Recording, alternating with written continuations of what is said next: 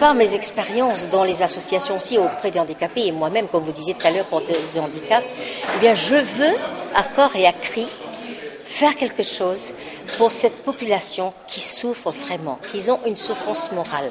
Et moi, je veux briser cette souffrance morale. Parce que je dis, quand il y a la vie, il y a l'espoir. Et toute personne humaine mérite d'être traitée avec autant de dignité qu'une personne valide. Alors, souffrance morale, souffrance physique, quelles sont les activités qui vont être proposées justement aux handicapés lors de ces 2 journées ?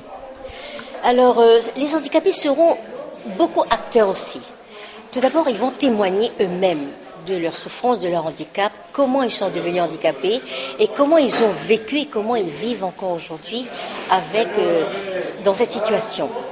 Et en plus de ce témoignage, comme je vous disais tout à l'heure, il y aura les parents aussi d'enfants handicapés qui vont témoigner. Il y aura aussi la fratrie, les frères et sœurs. Comment ils ont supporté, comment ils ont vécu ensemble, bien ou mal.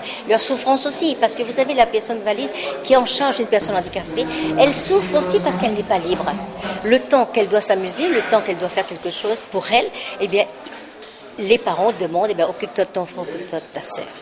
Donc voilà un petit peu ce que les handicapés vont faire. Mais il y a une autre phase, une sensibilisation forte que je vois que ce soit réalisé. Les personnes valides seront mises en situation de handicap et qui vont faire des parcours en fauteuil roulant avec des béquilles, qui vont faire des parcours d'obstacles.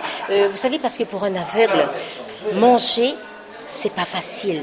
J'ai vu moi-même, il y a quelques mois de cela, j'étais à un colloque à Nantes, j'ai vu à côté de moi un aveugle qui mangeait. Il essayait de prendre sur une fourchette des pâtes. Il ne restait qu'une seule pâte, tous les autres tombaient.